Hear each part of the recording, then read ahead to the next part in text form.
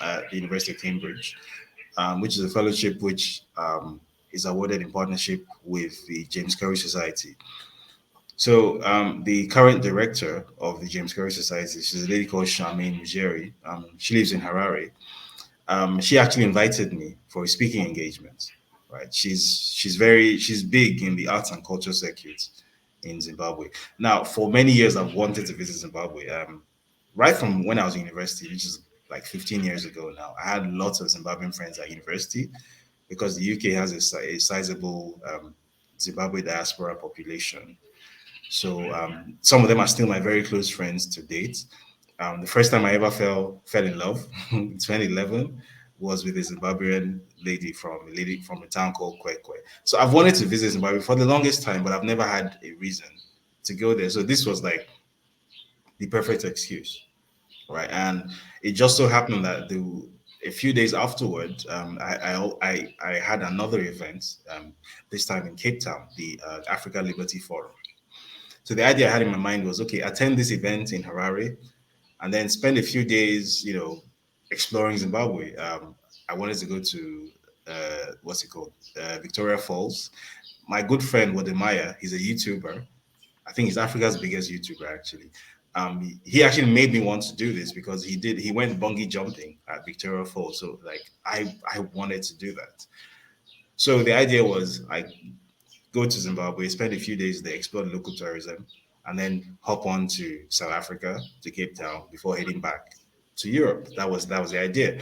Now, I called the Zimbabwean embassy ahead of time because I wanted to be sure that there wasn't going to be any issues because of the passport that I used. So, I mean, it's safe to talk about this now since it's already in the public domain. So it's not a secret.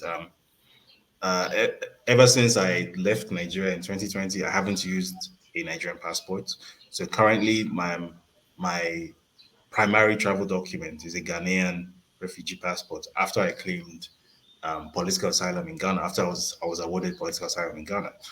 So depending on the jurisdiction one is traveling to, some jurisdictions recognize that document as a Ghanaian passport. So, for example, every time I travel to the UK, where I have what's it called, entry clearance, I'm classified as a Ghanaian. So even on my UK visa, the visa field always has the term Ghanaian. So I'm not classified as a Nigerian. On in the UK and in the EU, they classify me as a Ghanaian. Within Africa, it's a bit different. There's always a bit of, because African jurisdictions, as I've come to understand, a lot of them don't really understand international law regarding refugee passports. So in some places, you're recognized as a Ghanaian citizen, you can pass through. In some other places, you're not. So I called ahead of time. I called the Ghanaian embassy in Accra because I was traveling through Accra. So I called them and I asked, this was like 2 days before my flight, and I asked, is it okay? Like, this is the document I'm traveling with. It's a Ghanaian travel document. The nationality field inside the document says Nigerian, but it's a Ghanaian document issued by the government of Ghana. Am I classified as a Ghanaian or a Nigerian? Because I know if you're classified as a Nigerian, you need a visa. If you're classified as a Ghanaian, Ghana is visa free. That's why I called. And the lady at the embassy told me it depends on the airline. That if the airline is willing to let you board, and if the airline recognizes you as a Ghanaian by virtue of a Ghanaian passport, we don't have a problem. We'll let you in. It's not an issue. If the airline doesn't board you, then you need a visa. That's what I was told. So I booked my ticket. It was Ethiopian Airlines. So the route was Accra, Addis, Harare, right? And by the way, they actually made me even buy. They made me buy a return ticket. So because I was thinking I'll just buy a one-way ticket because from there I'm going to Cape Town. I had my return ticket from Cape Town, so from Cape Town I'm going back to the UK. That's what. But they made me buy a return ticket to Accra instead. So I had to spend like 1,200 USD. So anyway, I did that. I got to Addis. There was no problem. I boarded my flight to Harare. It was an Airbus A350 Ethiopian. We landed in Harare, and then the problems began. So what I noticed was that all the other foreigners, well, most of the other foreigners on the flight, so the Chinese, for example, there are three queues. So there's a queue for Zimbabwean and SADC passport holders. That's the queue in the middle. Those ones have no problem, obviously. There's a queue for other nationalities. There's a queue for visitors and there's a queue for other nationalities. Now the Chinese who were coming in as other nationalities, they weren't even filling in their landing cards. They weren't filling in anything. They just empty landing card, put it inside their passport, and then there's $300 cash inside the passport. And they hand it over to the lady in the booth, and then she scrolls something on the landing card. She gives them back their passport. They pass through, no problem. Wait. Is that the fee or bribe? No, it's a bribe. There is no fee. It's a bribe, right? Now, my mistake apparently was that when I was in Addis, I didn't withdraw money. I didn't. I don't like traveling with large amounts of cash on me. I just use my. I just have my card. If I need money, I'll withdraw it, right? Because there will always be an ATM machine anywhere in the world. Apparently, that was a mistake. Apparently, I should have withdrawn money when I was in Addis. So I didn't. I think I had like maybe like 2,000 Ethiopian birr with me, which is not a lot of money anyway. And I don't think they accept Ethiopian birr in Zimbabwe anyway. So I didn't really have any money with me. So the guy who was looking through my landing card then asked me if he asked me for $300. I didn't have it. That was where the problem began. So then he asked me, okay, I told him, look, if you can get me to an ATM, I can withdraw $300. It's not a problem. Like I'm not because I know I'm in your country, so it's not my place to start fighting and say no. I'm not going to pay a bribe.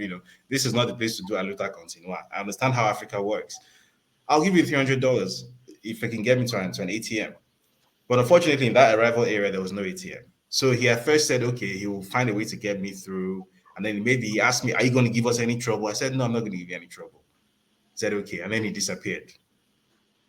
And I was waiting and waiting. And eventually I got tired of waiting. So I went to the lady at the booth and I explained my situation to her that I don't know what's going on. And then she asked for my passport. I gave her the passport. And she goes, oh, you're Nigerian. I said, well, I mean, it's a Ghanaian travel document. And the airline had no problem. Everything the Zimbabwean embassy told me is what I told her. I haven't done anything wrong, so I don't see any need to tell you lies or to hide anything. So I just told her what I had been told. She says, "Oh no, you're Nigerian, so you need a visa, so you're here illegally. So we're going to refuse you entry." And I'm like, "What is going on?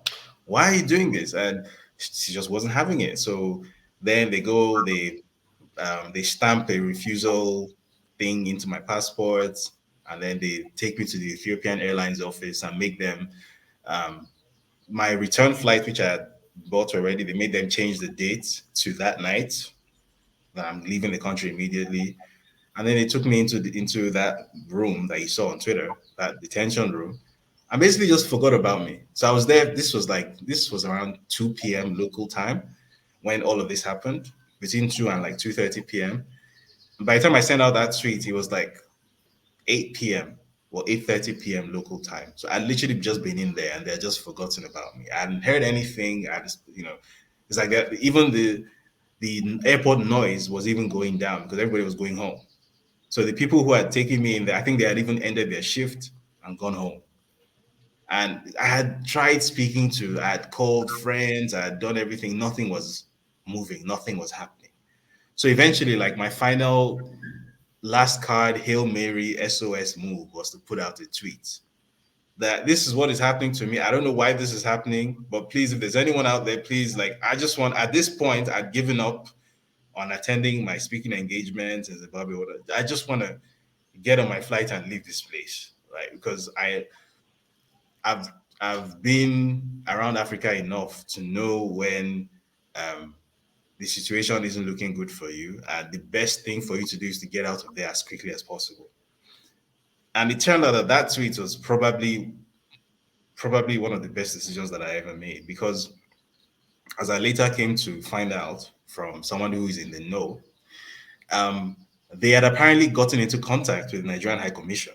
I don't know why they did that, because I traveled into the country on a Ghanaian passport. They should have gotten into contact with the Ghanaian High Commission.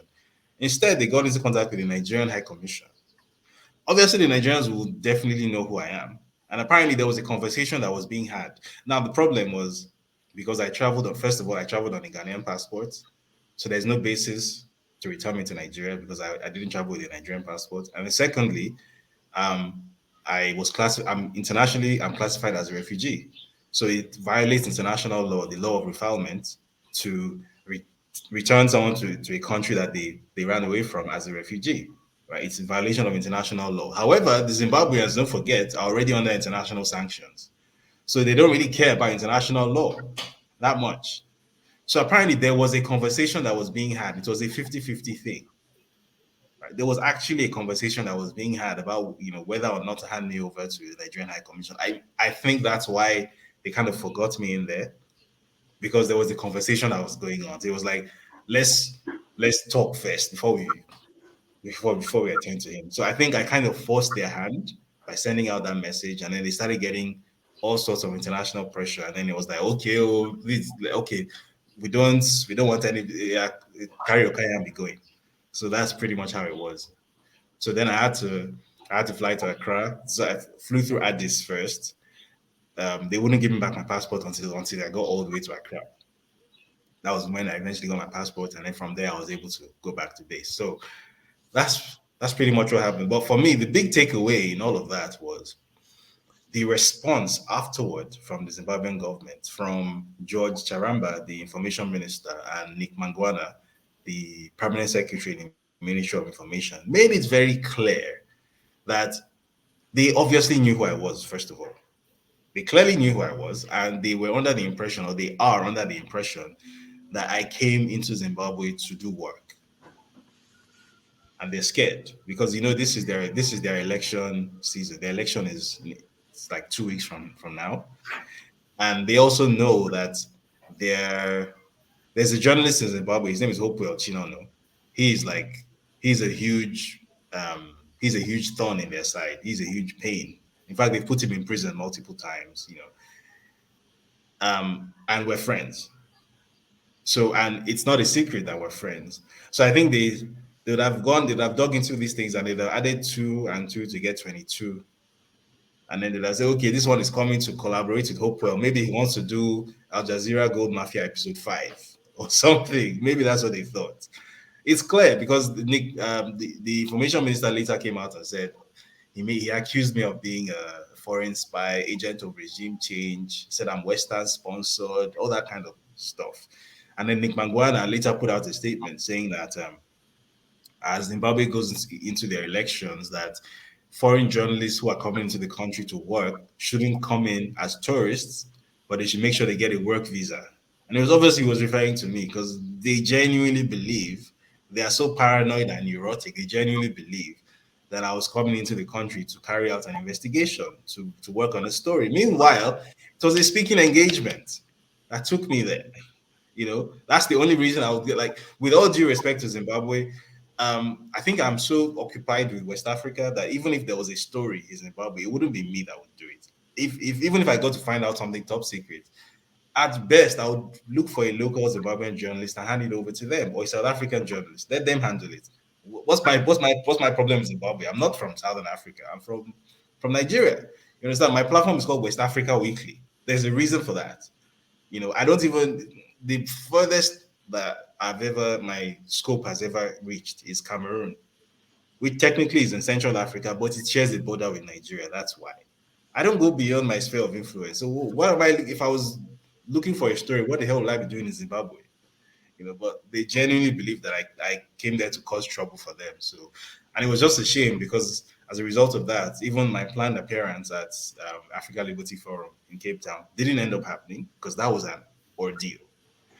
And well, hopefully one day we will get to the point in Africa where um, even if the whole of Africa isn't visa free to the whole of Africa, but at the very least, it will be possible to arrive at an African airport and get a visa on arrival. Because I just think it's insane how difficult it is to travel. And then you are seeing Chinese people who don't even come from Africa, and they are just putting $300 in their passport, and they are walking through all willy nilly. It's extremely frustrating. But well, that's the continent we have for now.